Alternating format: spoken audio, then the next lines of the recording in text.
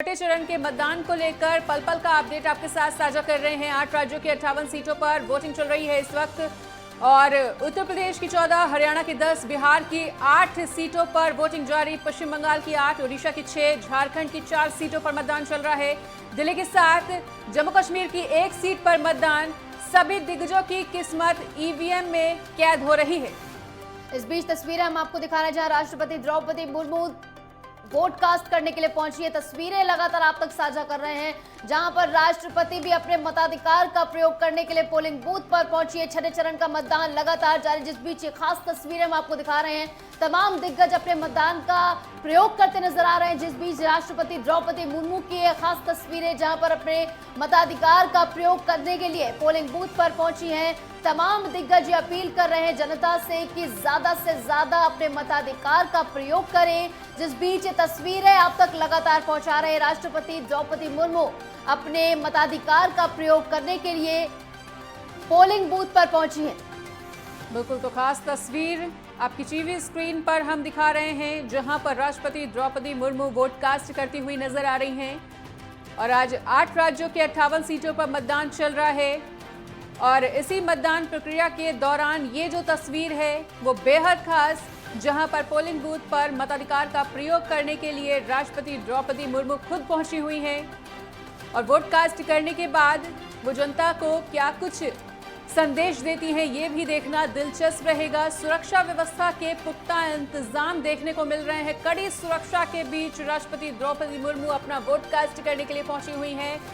जानकारी के साथ तस्वीरें भी लगातार साझा कर रहे हैं और ये जो तस्वीर वो बेहद खास उस वक्त की ये तस्वीर हम आपको दिखा रहे हैं जहां कड़ी सुरक्षा व्यवस्था के बीच, कड़ी सुरक्षा निगरानी के बीच राष्ट्रपति द्रौपदी मुर्मू अपने मताधिकार का प्रयोग करने के लिए पोलिंग स्टेशन पर पहुंची।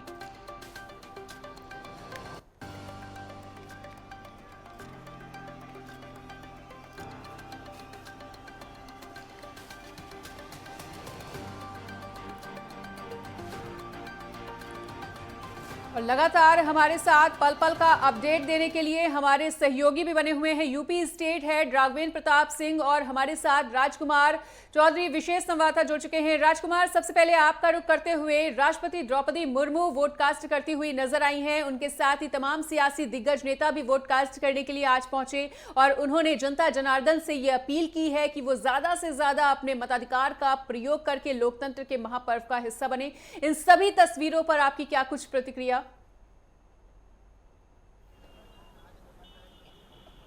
देखिए मनीषा, स्वाभाविक तौर पर हिंदुस्तान जो है 140 करोड़ की आबादी वाला देश है और दुनिया का सबसे बड़ा लोकतंत्र है। प्रथम नागरिक राष्ट्रपति हैं द्रौपदी मुर्मू ने जिस तरीके से वोट कास्ट किया है और एक संदेश देने का प्रयास किया है, तो कहीं ना कहीं अंतिम पायदान पर खड़े हुआ जो वोटर है उसको भी एक ये संदेश देने का प्रयास किया है कि आइए इस लोकतंत्र के महापर्व में निकलिए और अपने मताधिकार का उपयोग कीजिए। वोट कास्ट जिस तरीके से 5 चरणों के चुनाव हुए हैं, छठा चरण आज शुरू है। मैं दिल्ली में मौजूद हूँ इस समय और ये जो दौर रहा है, क्योंकि देखिए भीषण गर्मी के बावजूद लोग निकले हैं और जिस तरीके से पहले चरण की यदि बात कर लें, दूसरा चरण, तीसरा, चौथा, पांचवा, लगातार जो वोट ऑफ परसेंटेज है वो बढ़ता हुआ जा रहा है। छठे चरण में दिल्ली में मौजूद हूँ और इस समय भी गर्मी का भारी प्रकोप है। मेरे साथ मेरी सहयोगी यहाँ पे संजना है, ये बताएंगे कि ये कौन सी लोकसभा सीट है। बड़ा कड़ा मुकाबला है। जी बिल्कुल, देखिए इस बार का जो मुकाबला है वो गर्मी के साथ तो वोटर्स का सबसे ज़्यादा कड़ा होने वाला है। वो इसलिए भी क्योंकि ये जो पूरी सीट है ये उत्तर पूर्वी का क्षेत्र पड़ जाता है और उत्तर पूर्वी के क्षेत्र में अगर हम देखें जो टक्कर का मुकाबला क्योंकि होने वाला है, ये बाबरपुर जो विधानसभा है ये वो है और ये हम जो इस जगह पर जहाँ खड़े हैं ये करदमपुरी का इलाका है जो कि एक गाँव क्षेत्र में आता है। तो यहाँ पर अगर हम देखें तो मनोज तिवारी जो कि इस समय सांसद हैं और कन्हैया कुमार जो है वो उनके सामने, इन दोनों के बीच में कहीं ना कहीं सीधी टक्कर एक तरीके से राजकुमार जी कहीं ना कहीं दिखाई दे रही है। तो ऐसे में ये गर्मी के साथ साथ सियासी जो माहौल है वो भी काफी ज्यादा गर्म है। देखिए बिल्कुल स्वाभाविक तौर पर, क्योंकि देखिए मौजूदा सांसद हैं मनोज तिवारी, फायर ब्रांड नेता हैं और कन्हैया कुमार भी अब कहीं ना कहीं मनीषा आ गए हैं। एक फर्स्ट वोटर मेरे पास है, ये पहली बार वोट कास्ट करने के लिए आए हैं। क्या सोच के वोट करेंगे? जो हमारे लिए लड़े और हमें सही, हमारे देश को सही राह पे वो लेके जाए, मतलब हमारे लिए नौकरी के लिए करेंगे हम वोट। अच्छा, अपेक्षा क्या है, क्योंकि आप अब युवा हो युवा हो गए हो, पहली बार अपने मताधिकार का उपयोग होगे, चुनने के लिए जाओगे, एक वोट बहुत बड़ी महत्वपूर्ण होती है। जो आपके जैसे नए वोटर हैं उनको क्या संदेश दोगे? बाहर निकलें, गर्मी से बचें? मैं उन कुछ वोट अपने घर देखिए मनीषा, एक बार मैं और दिखा दूं, भारी सुरक्षा व्यवस्था की गई है, सुबह से चल रहा है। दिल्ली पुलिस के जवान लगातार लगे हुए हैं। किसी भी व्यक्ति को मोबाइल फ़ोन लेके जाने की अनुमति नहीं है। इसलिए अगर दिल्ली पुलिस के लोगों से अगर इधर देखें, क्योंकि प्रोटोकॉल का बड़ा नियम होता है, लोग जो है वो कैमरे पर बात करने की स्थिति नहीं, लेकिन वो पिछले 1 घंटे से यहाँ पे मौजूद हूँ। ये जो पोलिंग स्टेशन है, इसके अंदर ही पोलिंग स्टेशन पड़ता है और यहीं पे गोकुलपुरी का भी है, QRT की 5, क्योंकि बहुत संवेदनशील इलाका है। बाबरपुरी जो है वो कहीं ना कहीं अल्पसंख्यक बाहुल्य क्षेत्र है। वोट डाल के आए हैं, दिखाइए जरा उंगली, किस आधार पर वोट दिया? अब आधार पे क्या दिया, अब काम जिस हिसाब से सरकार करे, कोई भी हो, हमें तो काम से मतलब है। सरकार कोई भी हो, हमें काम से मतलब है। अगर सरकार तक कोई मैसेज पहुंचाना हो तो कुछ कहेंगे? अरे सरकार क्या, कोई भी सरकार बने वो काम सही करे, मेरा कहने का मतलब तो ये है। कोई भी सरकार बैठे वो पब्लिक के हित में काम करे। राष्ट्र हित सर्वोपरि, देश सशक्त हो। जी मनीषा। बिल्कुल राजकुमार, अभी जैसा कि आप तस्वीरें दिखा रहे हैं और जनता से बातचीत करके उनके मुद्दों को भी जानने का प्रयास कर रहे हैं, इधर हम चाहेंगे कि वो खास तस्वीरें भी दिखाएं कि मतदाता जागरूक कितना ज्यादा है, किस संख्या में मतदान स्थल पर वो पहुंचे हुए हैं और दिल्ली की जनता इस मतदान को किस तरह से देख रही है। देखिए बिल्कुल मनीषा, देखिए ये माता जी हैं और मुझे लगता है अस्वस्थ है शायद जी, वोट डालने आई है। फिर भी लोग जो वोट डालने नहीं आ रहे उन्हें क्या संदेश देंगी? ये तो डालना जरूरी है बाबू, ये तो जरूरी है डालने। अभी उनके बेक लिए जो ना डालें वोट, ये तो हर हाल में डालना, चाहे लंगड़ो चाहे लूलो। कुछ कहेंगी? आप साथ लेके आई हैं, वोट किस आधार पर कर रही हैं? बस जी, जा जो भी पार्टी जीते। देखिए और भी हैं। बदलाव कुछ किस आधार पर वोट करेंगे? अरे जहाँ महंगाई के आधार पे विकास चाहिए हमें बस। जी कुछ कहेंगे? जी देखिए लोग अपनी प्रतिक्रिया देते हुए जा रहे हैं, लेकिन मतदान कर रहे हैं, ये अच्छी बात है।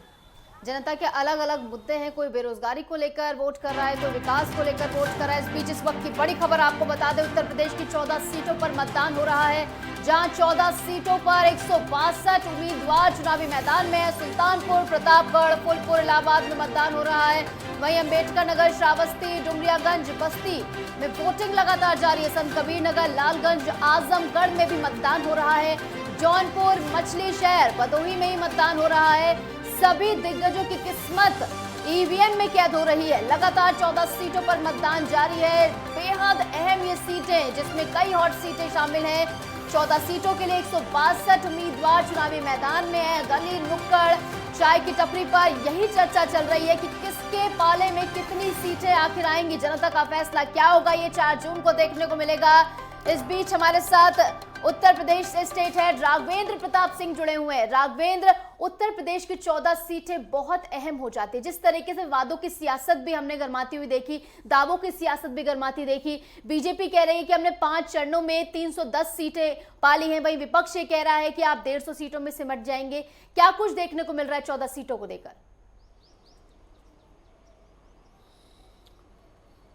बिल्कुल निश्चय, अगर उत्तर प्रदेश की इन 14 सीटों की बात करें तो अगर हम पिछले चुनाव की बात करें तो इन 14 में से 10 सीटों पे भारतीय जनता पार्टी विजय हुई थी और 4 सीटों पे गठबंधन को जीत मिली थी। वहीं 1 सीट उपचुनाव में आजमगढ़ फिर भारतीय जनता पार्टी ने जीत लिया था। यहाँ का जाति समीकरण चूंकि ऐसा होता है कि मुस्लिम मतदाता, यादव मतदाता, पिछड़ी हुई जातियाँ और एससी हरिजन जातियाँ ज्यादा हैं।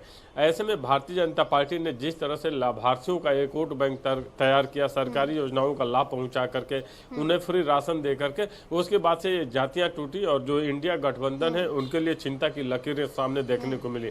और इस बार भी भारतीय जनता पार्टी अपने सुशासन को लेकर, अपने लॉ एंड ऑर्डर को लेकर और विकास की योजनाओं को लेकर, गरीबों के लिए जिस तरह की योजनाएं चलाई गई उसको लेकर चुनावी मैदान में है और उसी आधार पर अपने जीत का दावा कर रहे हैं। वहीं इंडिया गठबंधन भी अपनी जीत का दावा कर रहा है कि इस बार हम सरकार बनाएंगे। हालांकि भारतीय जनता पार्टी इस बार 80 में 80 जीतने के दावे के साथ, वादे के साथ चुनावी मैदान में है।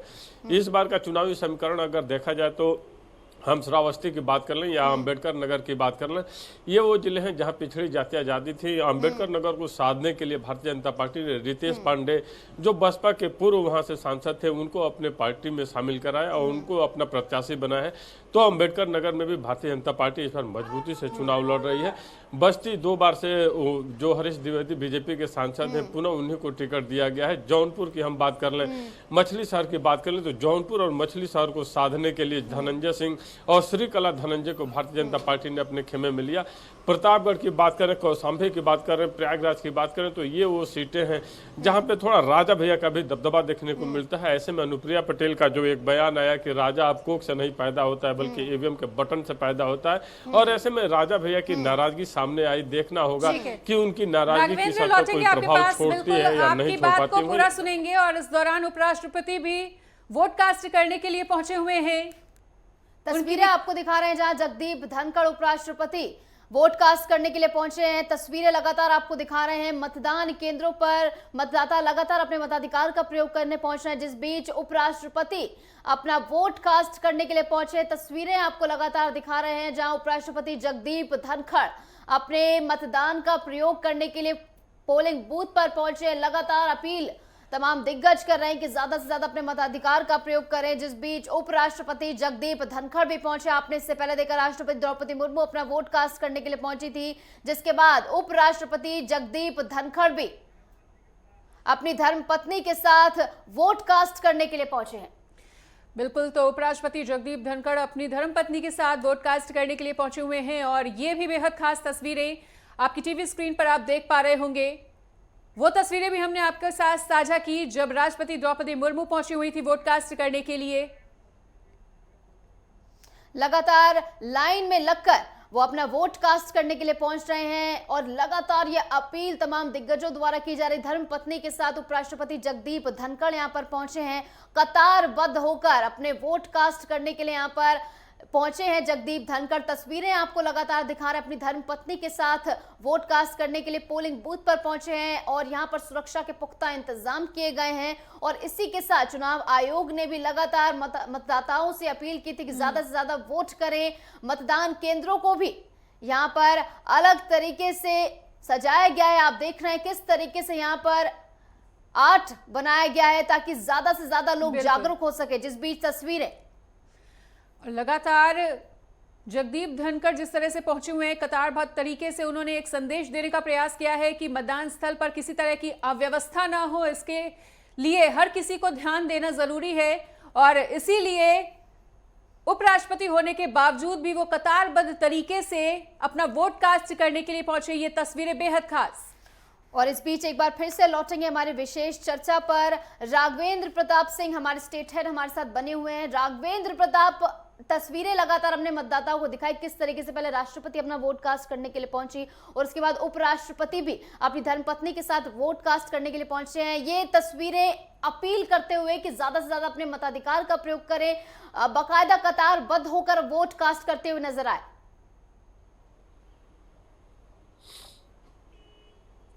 बिल्कुल निशु, अगर ये दिल्ली की हम बात कर लें जहां पे राष्ट्रपति और उपराष्ट्रपति अपने मत का प्रयोग करते हुए दिखाई दे रहे हैं, ये आम मतदाताओं के लिए भी एक अपील है, एक संदेश है कि आप अपने घरों से निकलिए और अपने मत का प्रयोग करिए कि क्योंकि लोकतंत्र का यही उत्सव है। अगर संसदीय प्रणाली की व्यवस्था को हमें मजबूत करना है तो अपने मत का प्रयोग हमें जरूर करना चाहिए। वैसे दिल्ली का सिनेरियो इस बार के चुनाव में एकदम से अलग है क्योंकि वहाँ कट्टर ईमानदार की छवि लेकर सामने आए और मुख्य विपक्षियों पे, चाहे वो कांग्रेस के नेता रहे हो या भारतीय जनता पार्टी के नेता रहे हो, उन पे आरोप प्रत्यारोप और भ्रष्टाचार जैसे आरोप लगाकर दिल्ली की सत्ता में काबिज अरविंद केजरीवाल की पार्टी इस बार शराब घोटाले में जिस तरह से घिरी हुई दिख रही है और जिन नेताओं के खिलाफ वो भ्रष्टाचार के आरोप लगाते थे उन्हीं नेताओं के साथ गठबंधन करके चुनावी रैलियां करते हुए दिखाई दे रहे हैं। ऐसे में देखना होगा कि दिल्ली की जनता का मूड क्या होता है। वैसे भी दिल्ली की जनता के मूड की बात की जाए तो प्राय ऐसा देखा गया है कि लोकसभा में 2 बार क्लियर मैंडेट, 7 में 7 लोकसभा सीटें तो भारतीय जनता पार्टी को दी हैं। वहीं जब विधानसभा का चुनाव हुआ तो अरविंद केजरीवाल की आम आदमी पार्टी पार्टी को उन्होंने सत्ता पे काबिज कराया। क्योंकि इस बार का सिनेरियो बदला है। अरविंद केजरीवाल जमानत पे बाहर आए, 1 तारीख को पुनः वो जेल चले जाएंगे। उनके 4 प्रमुख नेता जेल की सलाखों में, संजय सिंह भी इस समय जमानत पे बाहर है। तो भ्रष्टाचार की आंच से अरविंद केजरीवाल भी बच नहीं पाए। तो देखना होगा कि इस बार का जो कांग्रेस और अरविंद केजरीवाल की आम आदमी पार्टी का गठबंधन है वो कितना कारगर होता है। और राघवेंद्र, जो दावे किए जा रहे हैं कि आप 150 में सिमट जाएंगे, आप 200 में सिमट जाएंगे, लगातार तमाम जो दिग्गज हैं विपक्ष के वो लगातार ये बातें कह रहे हैं, आप 150 में सिमट जाएंगे। अखिलेश यादव कह रहे हैं आप 200 में सिमट जाएंगे। तो क्या इस तरीके की बातें करके मनोवैज्ञानिक बढ़त बनाने की कोशिश की जा रही है स्विंग वोटर्स पर, जो आखिरी समय में अपना वोट कास्ट करने के लिए पहुंचते, डिसाइड करते हैं कि आखिर किसको वोट देना है? बेशक निशु, ये कहा जा सकता है कि एक मनोवैज्ञानिक दबाव बनाने की बात ये हो सकती है कि मतदाताओं को हम ये उलझाने का प्रयास करें कि भारतीय जनता पार्टी सत्ता में नहीं आ रही। ये ठीक वैसे ही है जैसे भारतीय जनता पार्टी चुनावी मैदानों में गई, अब की बार 400 नारे के साथ। 400 नारे के साथ का आंकड़ा बहुत बड़ा है कि हालांकि कौन कितना जीतेगा तो ये तो 4 जून को पता चलेगा। लेकिन इंडिया गठबंधन द्वारा भी जो बार बार बयान आ रहे हैं, कोई नेता कहता है कि 140 पे सिमट जाएगी, कोई नेता कहता है कि 150 में सिमट जाएगी।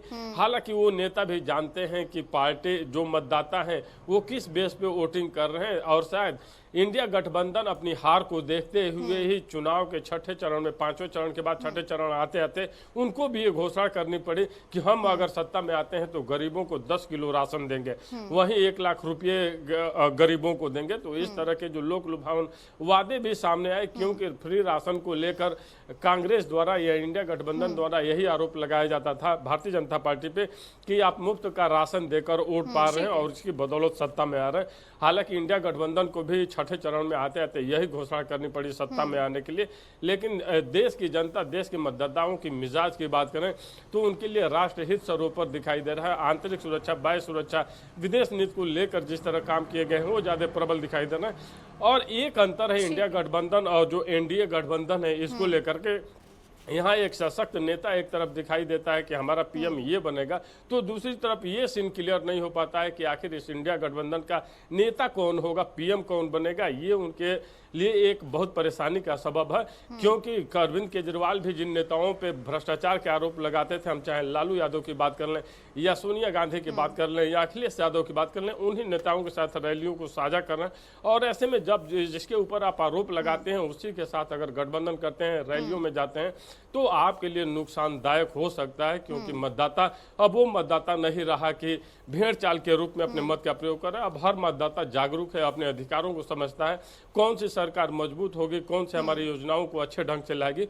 वो समझते हैं और उसी आधार पर मत होते हुए दिखाई भी दे रहा है। राघवेंद्र, आपको बीच में रोकते हुए तस्वीरें लगातार दिखा रहे हैं जहां पर स्वाति मालीवाल राज्यसभा सांसद हैं, जिनको लेकर लगातार सियासत गरमाई हुई थी, उनके मुद्दे को लेकर वो भी अपना वोट कास्ट करने के लिए पहुंचे। तस्वीरें आपको लगातार दिखा रहे हैं दिल्ली से, जहां पर दिल्ली की सभी 7 सीटों पर मतदान हो रहा है। जिस बीच तस्वीरें जहां पर राज्यसभा सांसद स्वाति मालीवाल अपना वोट कास्ट करने के लिए पहुंची है। जिस तरीके से दिल्ली की सियासत में स्वाति मालीवाल का मुद्दा फिलहाल के लिए गरमा रहा है, वो एक बड़ा स्विंग रिजल्ट्स में ला सकता है। और लगातार बीजेपी इस मुद्दे को भुनाती नजर आ रही है, उठाती नजर आ रही है। स्वाति मालीवाल को लेकर लगातार बीजेपी हमलावर हो रही है आम आदमी पार्टी पर। और अभी हाल ही में जेल से बाहर निकल कर आए हैं केजरीवाल और उन्हें वापस जेल पर जाना, अंतरिम जमानत पर बाहर आए हैं। उम्मीद ये लगाई जा रही थी कि उनका बाहर आना आम आदमी पार्टी और तमाम इंडी गठबंधन जो है उसको एक बूस्ट देता नजर आएगा। लेकिन उनके बाहर आते ही वो एक बार फिर से विवादों में घिर गए, जहां पर स्वाति मालीवाल के साथ कथित मारपीट का ये पूरा मामला, जिस बीच आम आदमी पार्टी इस पूरे मामले में घिरती नजर आ रही है। और ये तस्वीरें लगातार आपको दिखा रहे हैं दिल्ली से, जहां पर राज्यसभा सांसद स्वाति मालीवाल अपना वोट कास्ट करने के लिए पहुंची हैं। बिल्कुल, तो स्वाति मालीवाल को देख रहे हैं आप, जो अपना वोट कास्ट करने के लिए पहुंची हुई हैं। और स्वाति मालीवाल इन दिनों वो नाम जो बहुत ज्यादा विवादों में घिरा रहा, जिसकी वजह से आम आदमी पार्टी के जो संयोजक हैं सीएम केजरीवाल, उनकी भी मुश्किलें बढ़ती हुई नजर आई। और वही स्वाति मालीवाल अब वोट कास्ट करने के लिए पोलिंग स्टेशन पर पहुंची हुई हैं। ये तस्वीरें बेहद खास, और राजकुमार का रुख करना चाहेंगे।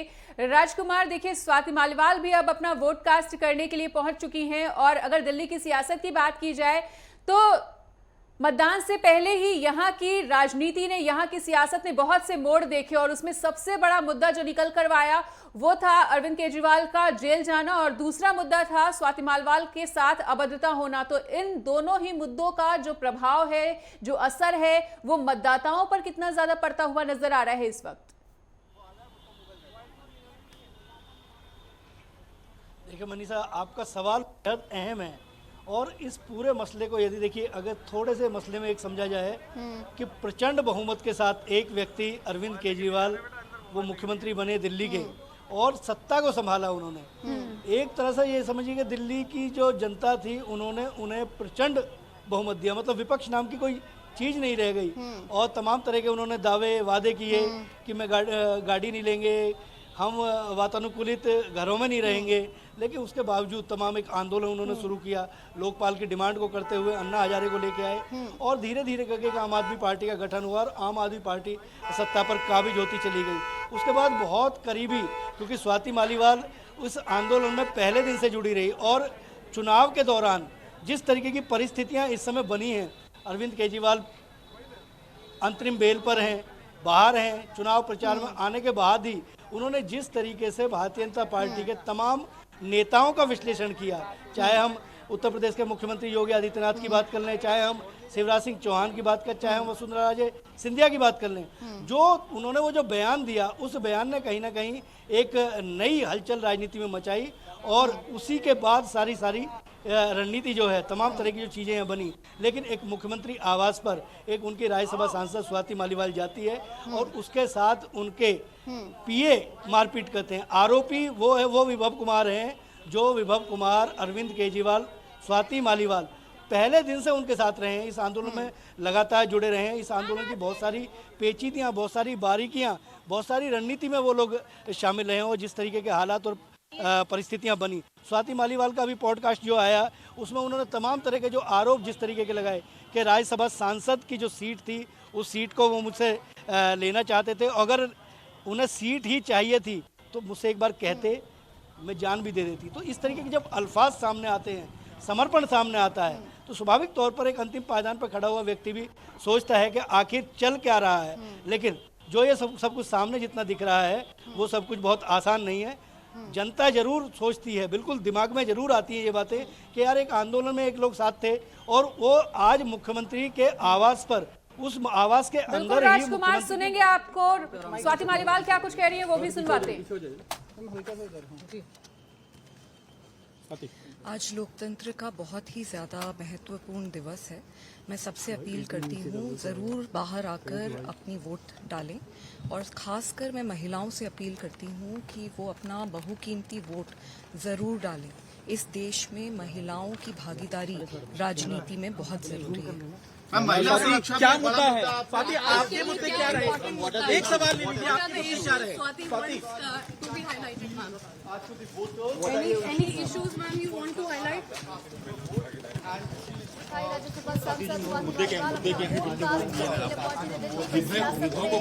सबसे बड़ा मुद्दा फिलहाल के समय में स्वाति मालीवाल के साथ कथित मारपीट का बना हुआ है, जिसको लेकर यहाँ पर सवाल पूछे गए, लेकिन स्वाति मालीवाल इस पूरे मुद्दे से किनारा करती नजर आई। इसको लेकर कुछ भी स्वाति मालीवाल द्वारा फिलहाल के नहीं कहा गया है, सिर्फ उनके द्वारा ये अपील की गई है कि ज्यादा से ज्यादा वोट करें, अपने मताधिकार का प्रयोग करें। इस बीच हमारे साथ हमारे संवाददाता बने हुए हैं, तमाम जानकारी हमारे साथ साझा कर रहे हैं, तस्वीरें दिखा रहे हैं, किस तरीके के सियासी समीकरण बने हुए हैं, इस बारे में भी जानकारी हम तक पहुंचा रहे हैं। इस बीच रुक रहे हैं एक छोटे से ब्रेक के लिए, कहीं मत जाइएगा, ब्रेक के बाद फौरन हाजिर होते हैं।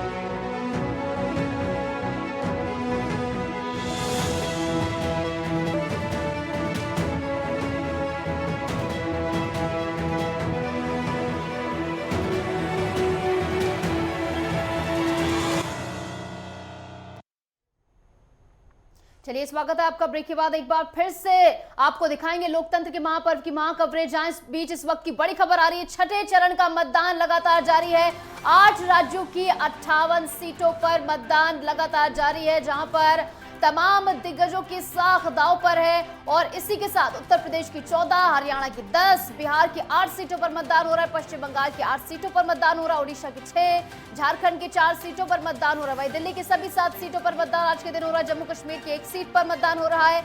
सभी दिग्गजों की किस्मत ईवीएम में कैद हो रही है। छठे चरण का मतदान लगातार जारी है, जिस बीच तमाम दिग्गज वोट कास्ट करते हुए हमने आपको दिखाए, चाहे वो उपराष्ट्रपति जगदीप धनखड़ हो, राष्ट्रपति द्रौपदी मुर्मू हो, लगातार वो कतारबद्ध होकर पोलिंग बूथ पर वोट कास्ट करते नजर आए और जनता से अपील करते भी नजर आए कि ज्यादा से ज्यादा वोट कास्ट करें। और तमाम जो बुजुर्ग मतदाता है वो भी मतदान केंद्रों पर पहुंच रहे हैं, अपने मताधिकार का प्रयोग करते नजर आ रहे हैं। 8 राज्यों की 58 सीटें और इसके बाद केवल एक ही चरण शेष रह जाएगा और पिछले 5 चरणों में 428 सीटों पर मतदान पूर्ण हो चुका है और इस चरण यानी छठे चरण में 58 सीटों पर मतदान हो रहा है। लगातार वोटिंग जारी है, जिस बीच तमाम दिग्गज अपना वोट कास्ट करने के लिए पहुंचे। मनोहर लाल पूर्व सीएम अपना वोट कास्ट करने के लिए पहुंचे, राष्ट्रपति द्रौपदी मुर्मू पहुंची थी। सुरक्षा के इंतजाम यहां पर किए गए हैं, व्यवस्थाएं की गई हैं, किसी को भी कोई भी ऐसी परेशानी ना आने पाए जिससे कि यहाँ की शांति व्यवस्था भंग हो, इसका खासा ध्यान रखा जा रहा है। लगातार बड़ी खबर के साथ बने हुए हैं इलेक्शन ब्रेकिंग इस वक्त की आपको बता रहे हैं और अब से कुछ ही देर में वोटिंग परसेंटेज को लेकर भी आपको अपडेट करेंगे। यूपी की 14 सीटों पर 162 उम्मीदवार अपनी किस्मत को आजमा रहे हैं। सुल्तानपुर, प्रतापगढ़, फूलपुर, इलाहाबाद में मतदान चल रहा है। अम्बेडकर नगर, श्रावस्ती, डुमरियागंज, बस्ती में भी वोटिंग चल रही है। संत कबीर नगर, लालगंज, आजमगढ़ में मतदान होता हुआ जौनपुर, मछली शहर, भदोही में भी मतदान प्रक्रिया सुबह 7 बजे से ही शुरू है। सभी दिग्गजों की किस्मत ईवीएम में कैद हो रही है और अब से थोड़ी ही देर के बाद 9 बजे तक का क्या कुछ वोटिंग परसेंटेज रहा, इसको लेकर भी आपको अपडेट करने का प्रयास करेंगे। तमाम हमारे सहयोगी जो हैं वो पल पल का अपडेट हमसे साझा कर रहे हैं, जिनके माध्यम से तमाम जानकारियों को हम आप तक भी पहुंचाने का प्रयास कर रहे हैं। नेटवर्क चैनल लगातार आपसे ये अपील कर रहा है कि अगर आपके क्षेत्र में भी मतदान आज हो रहा है तो मताधिकार का प्रयोग करने के लिए मतदान केंद्र पर जरूर पहुंचे, लोकतंत्र के महापर्व का हिस्सा जरूर बने। और देखिए लगातार हम आपको बता रहे हैं कि 14 सीटों पर 162 उम्मीदवारों की किस्मत का फैसला जनता ले रही है। सुल्तानपुर, प्रतापगढ़, अंबेडकर नगर, श्रावस्ती, डुमरियागंज, बस्ती में इस वक्त वोटिंग चल रही है। संत कबीर नगर, लालगंज, आजमगढ़ में मतदान चल रहा है। और वोटिंग परसेंटेज को लेकर भी देखिए अपडेट कर देते हैं। बिहार में 9 बजे तक 9.66% मतदान हो गया है। हरियाणा में 9 बजे तक 8.31% मतदान होता हुआ।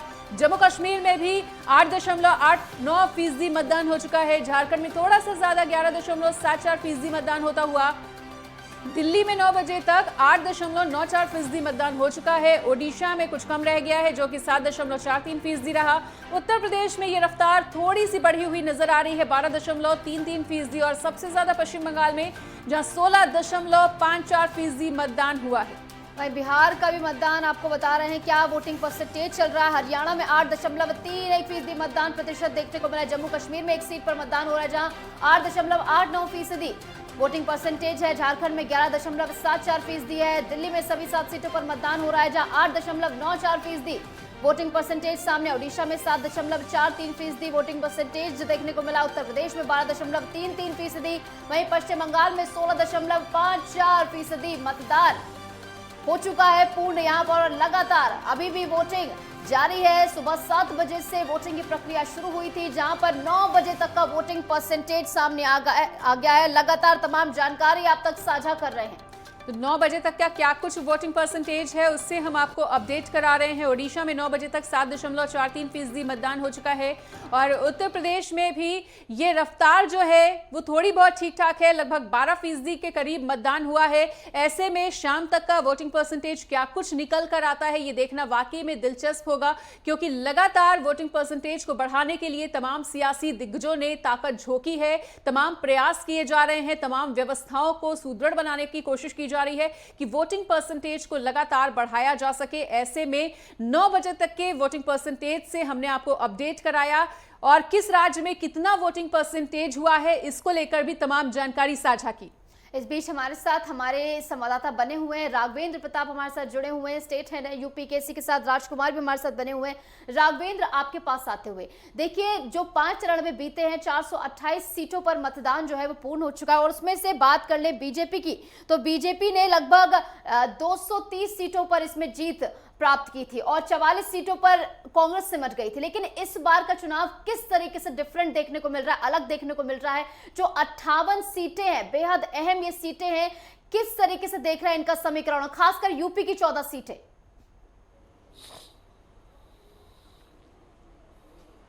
इस बार के समीकरण की बात कर लें निशु, तो इस बार के समीकरण में एक तो सबसे बड़ी बात है कि इंडिया गठबंधन थोड़ा सा एक टीम बनाया, चाहे वो लालू यादव की पार्टी की बात की जाए या अरविंद केजरीवाल की पार्टी की बात की जाए या कुछ अन्य क्षेत्रीय दलों को मिलाकर जिस तरह से समीकरण बनाने का प्रयास किया, लेकिन ममता बनर्जी का और मायावती का इस गठबंधन का हिस्सा न होना, इस गठबंधन से अपने आप को किनारे कर लेना इंडिया गठबंधन की ये सबसे बड़ी कमजोरी थी। दूसरा, पिछले 2 लोकसभा चुनावों को देख लें तो एक बात निकल कर सामने आती है कि जो मोदी ब्रांड का नाम है उसका जनता के अंदर काफी हद तक विश्वास बन गया है और जनता को ऐसा लगता है कि अगर मोदी को हम पीएम चुनते हैं तो हमारी समस्याओं का निराकरण होगा, चाहे वो हमारी व्यक्तिगत समस्याएं हो या देश के आंतरिक समस्याओं की बात कर लें या बाह्य सुरक्षा की बात कर लें।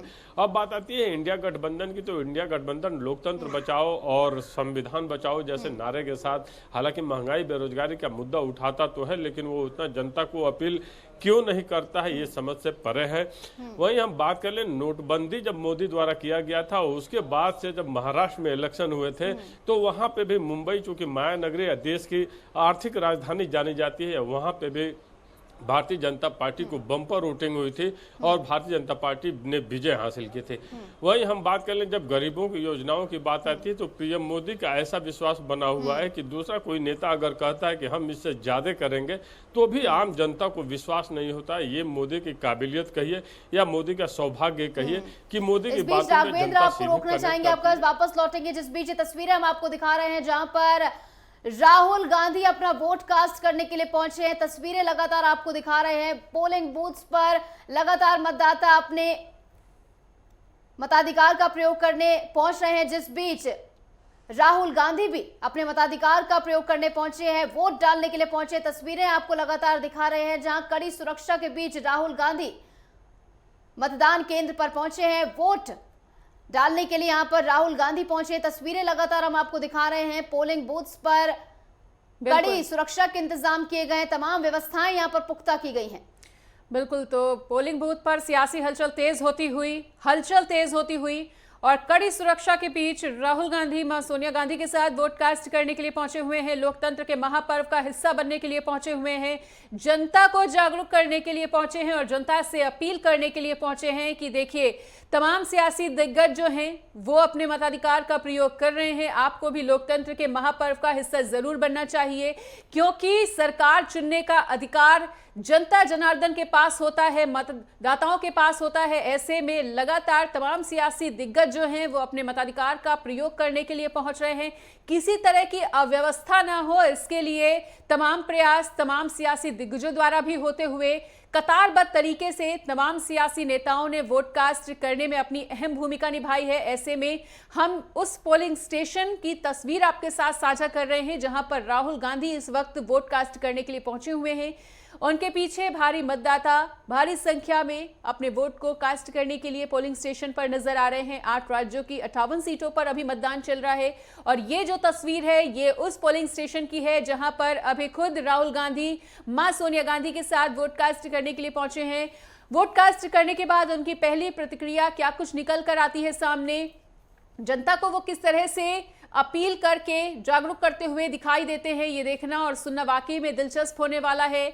और राहुल गांधी मां सोनिया गांधी के साथ वोट कास्ट करने के लिए जिस पोलिंग स्टेशन पर पहुंचे हुए हैं ये तस्वीरें उस वक्त की। और रायबरेली से चुनावी मैदान में है राहुल गांधी जहां पर वोट अपना का प्रयोग करने के लिए मतदान केंद्र पर पहुंचे। इस बीच हमारी विशेष चर्चा पर वापस लौटते हैं, हमारे साथ बने हुए हैं हमारे संवाददाता राजकुमार। आपके पास आते हुए, अगर दिल्ली की सियासत की बात की जाए तो दिल्ली में एक डिफरेंट पॉलिटिक्स यहां पर देखने को मिलती है, क्योंकि विधानसभा की जब चुनाव होते हैं तो जनता की प्रेफरेंस अलग हो जाती है, आम आदमी पार्टी की तरफ झुकाव देखने को मिलता है, और जब लोकसभा के चुनाव की बारी आती है तो जनता बीजेपी की झोली में वोट डाल देती है। लगातार 2 बार से हम देख रहे हैं 7 की 7 सीटें बीजेपी जीतती आ रही, क्लीन स्वीप करती नजर आ रही है।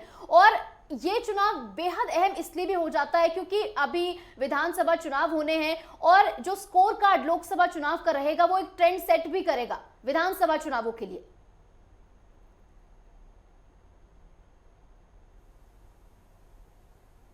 राजकुमार, आप तक मेरी आवाज पहुंच पा रही है?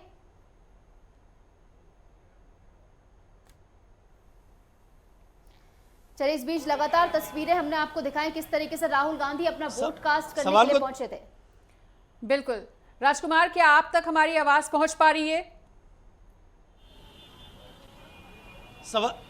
सवाल को दोहराइए। जी मैं सुन पा रहा हूं। राजकुमार, सवाल ये था कि जो स्कोर कार्ड लोकसभा चुनाव का रहने वाला है वो विधानसभा चुनाव का ट्रेंड भी सेट करेगा, और हमने ये डिफरेंशिएशन देखा है, ये अलग पॉलिटिक्स दिल्ली की देखी है कि जब विधानसभा चुनावों की बात आती है तो जो जनता है दिल्ली की वो आम आदमी पार्टी की तरफ झुकती नजर आती है, और जब लोकसभा चुनावों की बात आती है तो आम आदमी पार्टी को किनारा करके तमाम जनता बीजेपी की झोली में वोट भर देती है। और ये इसी मायने से बेहद अहम है क्योंकि जो विधानसभा चुनाव आने वाले हैं, लोकसभा चुनाव का स्कोर कार्ड उसका ट्रेंड सेट करेगा।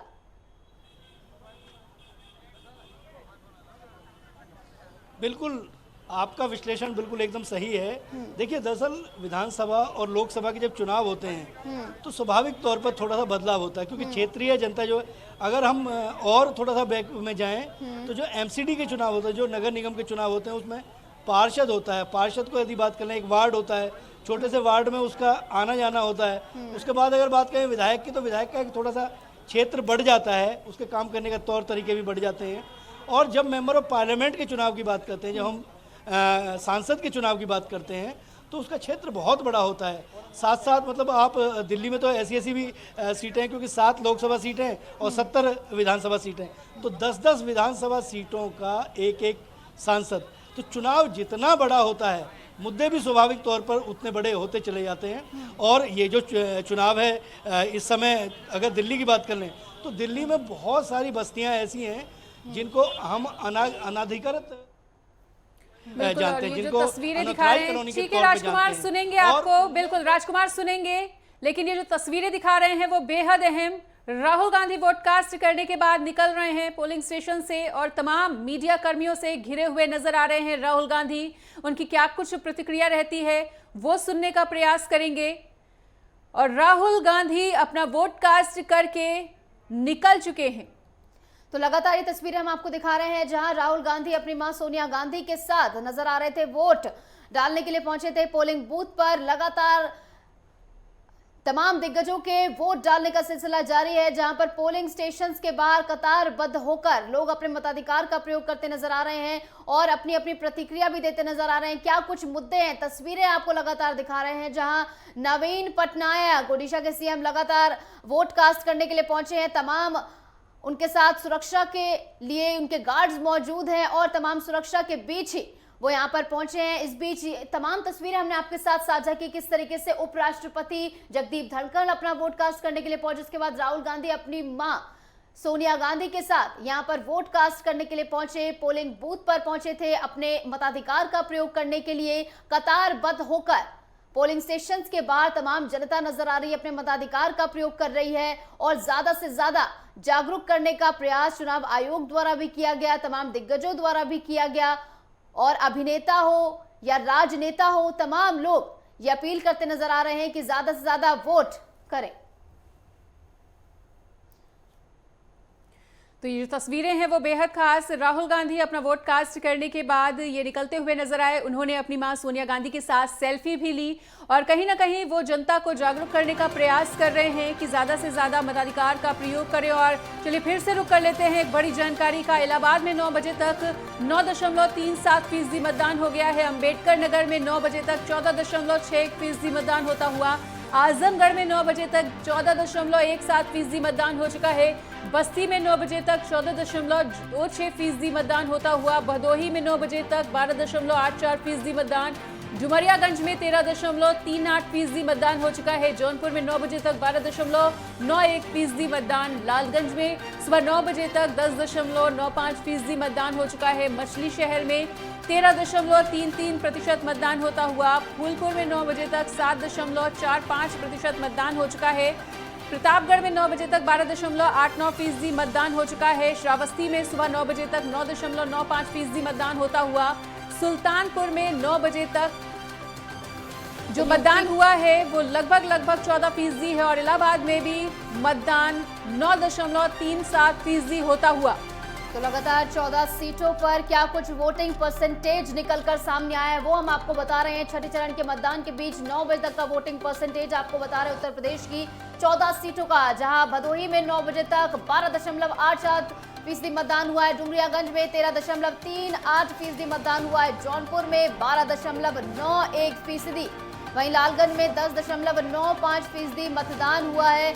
मछली शहर में 13.33% वोटिंग परसेंटेज सामने आया है। फूलपुर में 7.45% मतदान हुआ है, जहां प्रतापगढ़ में 12.89% मतदान हुआ है। वहीं श्रावस्ती की बात कर ले तो 9.95% वोटिंग परसेंटेज यहां से निकलकर सामने आया। सुल्तानपुर में 14.11% मतदान परसेंटेज जो है वो निकलकर सामने आया है। तो इलाहाबाद और तमाम 14 सीटों में क्या कुछ वोटिंग परसेंटेज निकलकर सामने आया है वो हमने आपको बताया। अंबेडकर नगर, आजमगढ़ हॉट सीट पूर्वांचल की 14.17% मतदान हुआ है। बस्ती में 14.26% मतदान हुआ है।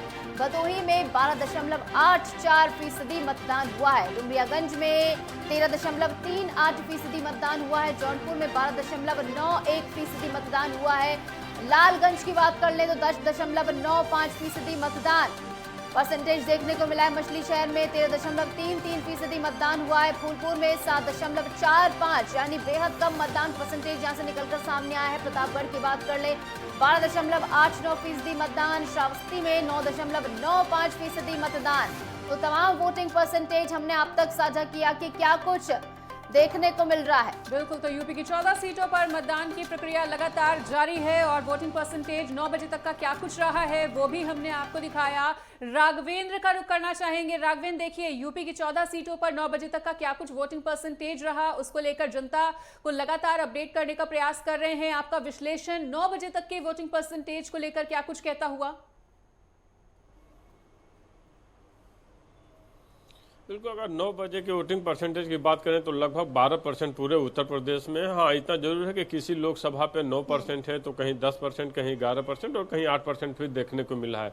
ऐसी उम्मीद करते हैं आज यहाँ उत्तर प्रदेश में गर्मी बहुत ज़्यादा है और ऐसे उम्मीद की जा सकती है कि 60% के आसपास से मतदान प्रतिशत पहुँच जाएगा, 55 से ऊपर ही रहेगा, क्योंकि अभी मतदाता निकल रहे हैं और हर जगह जहां भी मतदाता हैं लाइनें भी लगी हुई हैं बाहर बूथों पे, तो मतदान प्रतिशत बढ़ेगा। सुबह से अगर 12% है 3 घंटे में तो इसे कम मतदान के रूप में नहीं आंका जाएगा। और ऐसा प्रायः देखा गया है कि प्रथम चरण, द्वितीय चरण, तृतीय चरण, चौथे चरण के बाद से मत प्रतिशत बढ़ना शुरू हुआ, क्योंकि तीसरे चरण आते आते सारे राजनीतिक दलों की चिंता की लकीरें जो खींची, सबने अपील करनी शुरू की, अपने अपने वोटरों को निकालने का जो प्रयास किया, तो मतदाताओं की संख्या बढ़ी, वोट प्रतिशत बढ़ना भी शुरू हुआ।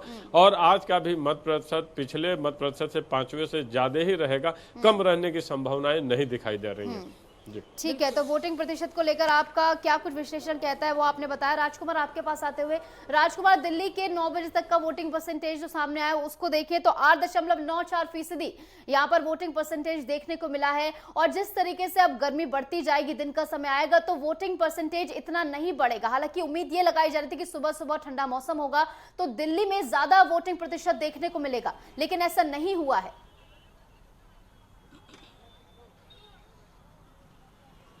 देखिए, स्वाभाविक ये सब जब वोटिंग परसेंटेज जो है अगर कम रहता है तो निश्चित तौर पर चिंता का विषय होता है।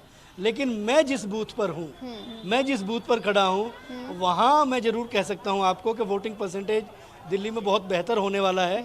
और शाम होते होते तकरीबन मेरे ख्याल से मुझे लगता है कि 55 और 60 के बीच में ही परसेंटेज होना चाहिए। और 55 और 60 के बीच का परसेंटेज बहुत अच्छा परसेंटेज इसलिए भी माना जा सकता है क्योंकि दिल्ली जो है वो देश की राजधानी है और यहाँ फ्लोटिंग पॉपुलेशन बहुत है। क्योंकि आज एक बेहतर ये है कि गुड़गांव, बहुत सारे लोग ऐसे हैं जो दिल्ली में निवास करते हैं लेकिन गुड़गांव में काम करते हैं, आज गुड़गांव में भी वोटिंग हो रही है, तो इस वजह से वहाँ भी छुट्टी है, तो लोग घर पे रुके हुए हैं। तो दोपहर बाद शायद हो सकता है कि चुनाव, ये जो मतदान है ये बढ़ सके। लेकिन स्वाभाविक तौर पर इस बात को माना जाना चाहिए कि भारतीय जनता पार्टी, कांग्रेस, आम आदमी पार्टी, तमाम राजनीतिक दलों के नेताओं, कार्यकर्ताओं की जिम्मेदारी बनती है कि वो वोटर को घर से निकालें, वोटर को पोलिंग स्टेशन तक लेके आएँ, उनको जागरूक करें, उनको अपील करें, उनसे निवेदन करें। केवल यही एक माध्यम हो सकता है। देखिए, ज़बरदस्ती पोल आप नहीं करा सकते। चुनाव आयोग ने तमाम तरह के निर्देश जारी किए हैं। मैं जहाँ जिस पोलिंग स्टेशन पर खड़ा हुआ हूँ, पुलिस के यहाँ पे कर्मचारी खड़े हुए हैं। जिन लोगों के पास मोबाइल हैं, उन मोबाइलों को लेने के लिए पुलिस ने एक ऐसी व्यवस्था की है, वो अपने पास नहीं रख सकते, लेकिन उन्होंने 2-4 लोग जो समाज के लोग हैं, उन लोगों को, अगर 4 लोग आ रहे हैं तो एक व्यक्ति को कहा है कि आप मोबाइल रख लीजिए, ये लोग वोट कास्ट करके आ जाएंगे, फिर आप वोट कास्ट करके चले जाइए। तो इस तरीके का जो कॉपरेशन है, जब पुलिस इस तरीके का कॉपरेशन कर सकती है, वरना मतदान केंद्र पर अगर मोबाइल लेके आता है तो चुनाव आयोग के बिल्कुल स्पष्ट निर्देश हैं कि मतदान केंद्र के अंदर मोबाइल नहीं जाएगा। लेकिन उसके बावजूद भी कई बार पोलिंग स्टेशन तक यदि कोई आदमी मोबाइल लेके आ गया है तो उसका मोबाइल सुरक्षित हाथों में रहे और वो पोल करके वापस आ जाए। इस तरीके की व्यवस्था यहाँ पर पुलिसकर्मी बनाए हुए हैं।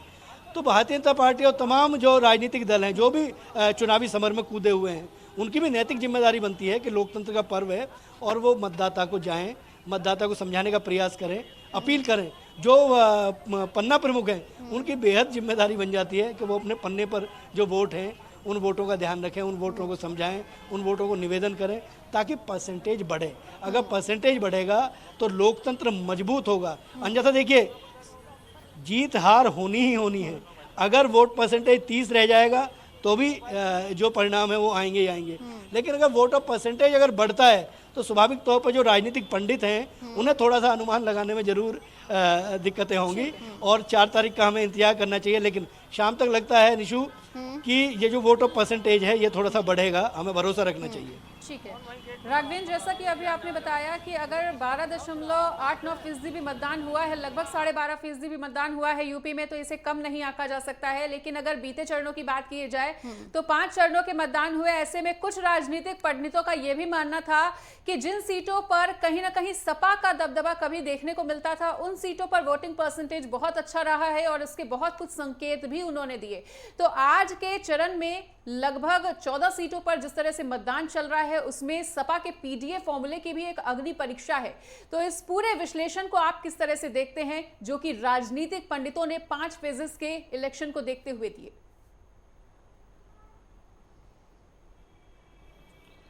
मनीषा, इस बार के गठबंधन में सपा और कांग्रेस एक साथ हैं और दोनों का वोट शेयर जब एक साथ होता है और मत प्रतिशत, स्वाभाविक सी बात है कि थोड़ा सा बढ़ेंगे। लेकिन अगर इस गठबंधन राजनीति की बात कर लें, खासकर उत्तर प्रदेश की, तो यहाँ पे सपा बसपा, सपा कांग्रेस, सपा सुभाषपा और सपा आरएलडी का गठबंधन हुआ। लेकिन भारतीय जनता पार्टी की रणनीति के आगे ये गठबंधन टिक नहीं पाए। ये यही उत्तर प्रदेश है जहाँ पे 34 साल बेहाल के नारे के साथ कांग्रेस पहले तो आई यहाँ पे चुनाव लड़ने, उसके बाद सपा से गठबंधन की, फिर 2 युवाओं की बात करने लगी कि ये प्रदेश के 2 युवा हैं जो नए नए सपने दिखा रहे हैं और युवाओं के लिए काम करेंगे। हालांकि यहाँ के आम नागरिकों ने उस गठबंधन को भी नकार दिया। इसे इनकार नहीं किया जा सकता है कि कुछ सीटें ऐसी हैं जहाँ गठबंधन के प्रत्याशी जहाँ पे खड़े हैं वहाँ पे वोट प्रतिशत बढ़ा हुआ दिखाई दे रहा है। लेकिन हम पूरे उत्तर प्रदेश के सिनेरियो की बात कर लें तो 80 लोकसभा सीटों पे 50 सीटें ऐसी दिखाई देती हैं जहां पे Bharatiya Janata party clear cut जीतते हुए दिखाई देती है। वहीं 20% सीटें ऐसी दिखाई देती हैं जहां पे टफ फाइट दिखाई देती है कि दोनों आमने सामने लड़ रहे हैं और 10% सीटें ऐसी दिखाई देती हैं जहां पे लगता है कि हाँ लड़ाई है लेकिन भारतीय जनता पार्टी का पलड़ा भारी है। इससे इनकार नहीं है। हम आजमगढ़ की बात कर लें या फिर मुरादाबाद की बात कर लें, रामपुर की बात कर लें, सहारनपुर की बात कर लें, कैराना की बात कर लें, मैनपुरी की बात कर लें, रायबरेली की बात कर लें, यहाँ पे गठबंधन प्रत्याशी ज्यादा मजबूत हैं। और आजमगढ़ में खासकर गुड्डू जमाली जब से समाजवादी पार्टी में है, जहाँ पे आज मतदान चल भी रहा है, तो उसके बाद से समाजवादी पार्टी का पड़रा वहाँ भारी है। और पूरा समाजवादी कुनबा, चाहे शिवपाल यादव हो, अखिलेश यादव हो, डिम्पल यादव हो, रामगोपाल यादव हो, पूरा का पूरा कुनबा धर्मेंद्र यादव को जिताने के लिए एड़ी चोटी का प्रयास कर रहा है। थोड़ा सा कुछ सीटों पे मत प्रतिशत बढ़ना, अगर कुछ सीटों पे ही बढ़ने तक सीमित है तो हार जीत के फासले को आसानी से समझा जा सकता है। जो भी राजनीतिक पंडित हैं उनको भी समझना होगा कि चंद अगर 5-10 सीटों पे वोट प्रतिशत बढ़ने से अगर ये अनुमान लगाया जा सकता है कि ये गठबंधन के लिए वोटिंग हो रही है, तो सभी सीटों पे अगर नहीं बढ़ रही है मत प्रतिशत, तो इसका मतलब गठबंधन के लिए चिंता की लकीरें हैं। राघवेंद्र, तो देखने वाली बात होगी क्या कुछ रिजल्ट देखने को मिलता है। 4 जून को ये सब साफ हो जाएगा कि क्या विपक्ष जो विजय रथ है बीजेपी का रोकने में कामयाब होता है या फिर बीजेपी एक बार फिर से हैट्रिक बनाती हुई नजर आती है। तमाम संवाददाता हमारे साथ बने हुए हैं, तमाम जानकारी आप तक पहुंचा रहे हैं, लगातार तमाम अपडेट्स, महा कवरेज हम आपको दिखा रहे हैं नेटवर्क 10 की। इस बीच रुकना है छोटे से ब्रेक के लिए, लौटेंगे कुछ ही देर में।